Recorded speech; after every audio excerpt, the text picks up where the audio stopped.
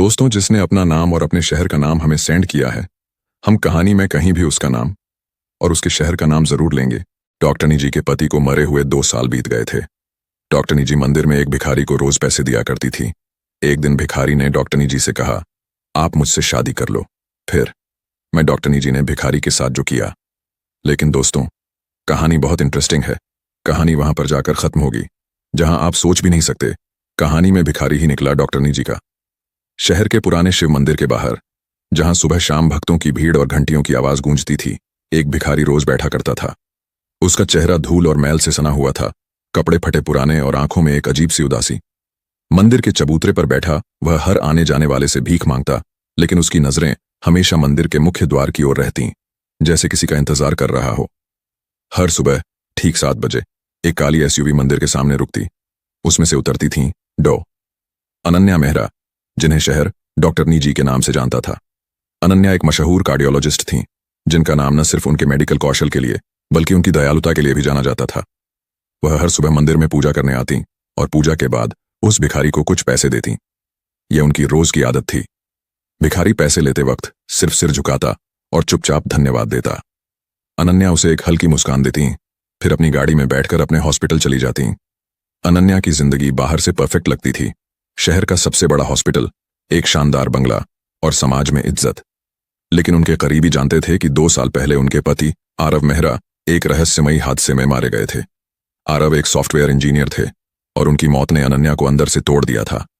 फिर भी उन्होंने अपने दर्द को अपने काम और मंदिर की इस रोज की रस्म में डुबो दिया। उस भिखारी को पैसे देना उनके लिए सिर्फ दान नहीं था, शायद उसकी उदास आंखों में उन्हें कुछ ऐसा दिखता था जो उनके अपने दर्द से जुड़ा था। एक दिन जब आसमान में काले बादल छाए थे और हल्की बारिश शुरू हो गई थी, अनन्या ने हमेशा की तरह भिखारी को पैसे दिए। लेकिन उस दिन भिखारी ने कुछ ऐसा कहा जिसने अनन्या को चौंका दिया। उसने अपनी कर्कश धीमी आवाज में कहा, डॉक्टरनी जी, आप मुझसे शादी कर लो। अनन्या एक पल के लिए रुक गईं। उन्होंने भिखारी की ओर देखा, जिसके चेहरे पर कोई मजाक नहीं था। क्या वह पागल था या यह उसकी हताशा थी? अनन्या ने हल्के से हंसते हुए कहा, तुम भी ना कुछ भी बोलते हो। ये लो कुछ और पैसे और बारिश में भीगने से बचो। लेकिन भिखारी ने पैसे नहीं लिए। उसने सिर्फ अनन्या को गहरी नजरों से देखा और चुपचाप सिर झुका लिया। उस दिन अनन्या हॉस्पिटल पहुंची, लेकिन उनका दिमाग उसी बात पर अटक गया। भिखारी की बात ने उन्हें परेशान कर दिया था। उसकी आंखों में कुछ ऐसा था जो उन्हें बार बार आरव की याद दिला रहा था। रात को घर लौटते वक्त उन्होंने सोचा, शायद मैं ज्यादा सोच रही हूं, वह तो बस एक भिखारी है।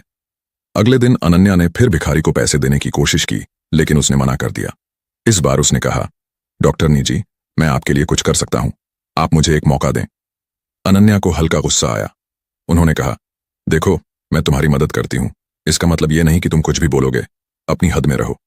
लेकिन भिखारी ने हार नहीं मानी। उसने कहा, मैं जानता हूं आपको लगता है मैं पागल हूं, लेकिन मेरी बात सुनिए, मैं आपके लिए कुछ ऐसा कर सकता हूं जो कोई और नहीं कर सकता। अनन्या को उसकी बातों में एक अजीब सा आत्मविश्वास दिखा। उन्होंने उसे एक लंबी नजर से देखा और कहा, ठीक है, बताओ तुम क्या कर सकते हो। भिखारी ने धीमी आवाज में कहा, डॉक्टरनी जी, शहर में एक बड़ा ड्रग रैकेट चल रहा है, मैं आपको उसकी खबर दे सकता हूं। अनन्या को हंसी आ गई। एक भिखारी और ड्रग रैकेट की खबर? लेकिन उनकी डॉक्टरी प्रवृत्ति ने उन्हें रोक लिया। उन्होंने सोचा, अगर यह सच भी हुआ तो वह पुलिस को बता सकती हैं। उन्होंने कहा, अच्छा बताओ क्या खबर है।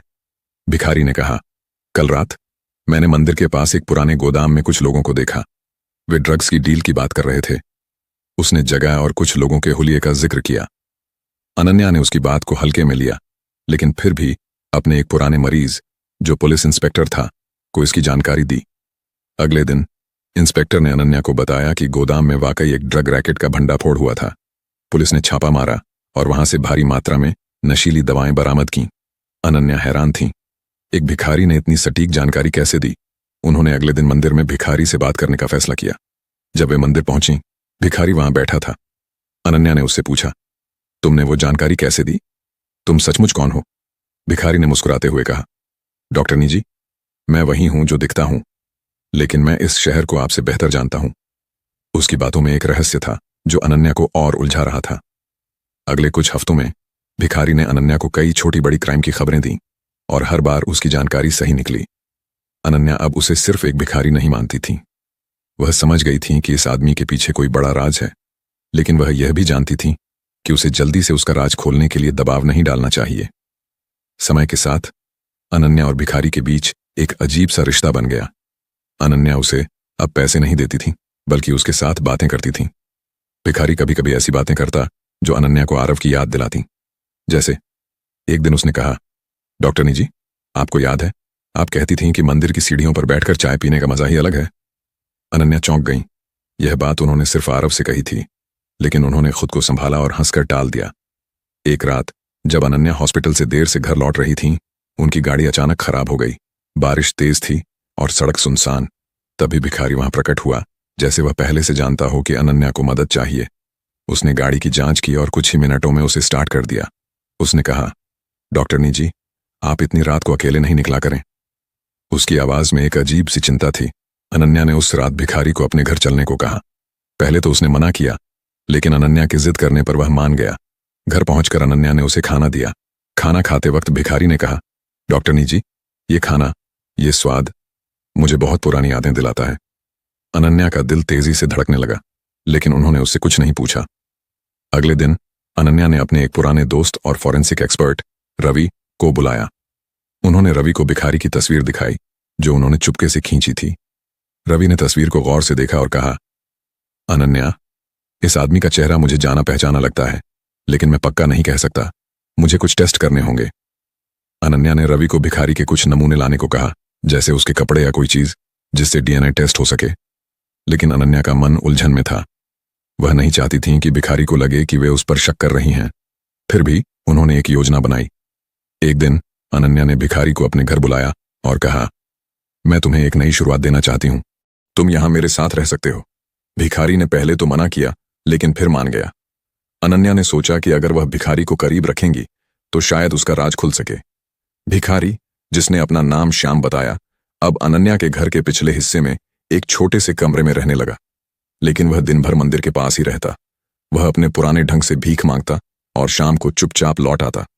अनन्या ने उससे कई बार पूछा, श्याम, तुम अब भी मंदिर पर क्यों जाते हो? मैं तुम्हें जो चाहिए दे सकती हूं। लेकिन श्याम हर बार मुस्कुराकर कहता, डॉक्टरनी जी, मंदिर मेरी दुनिया है। वहां मुझे सब कुछ दिखता है, सब कुछ सुनाई देता है। एक दिन अनन्या को हॉस्पिटल से एक अर्जेंट कॉल आया। शहर के एक बड़े फार्मा कंपनी के गोदाम में आग लग गई थी।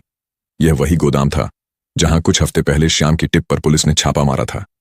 अनन्या ने अपने पुलिस वाले दोस्त को फोन किया, जो मौके पर था। उसने बताया कि आग में कुछ कागजात बचे थे, जिनमें एक तस्वीर थी, एक आदमी की, जो आरव से हूबहू मिलता जुलता था।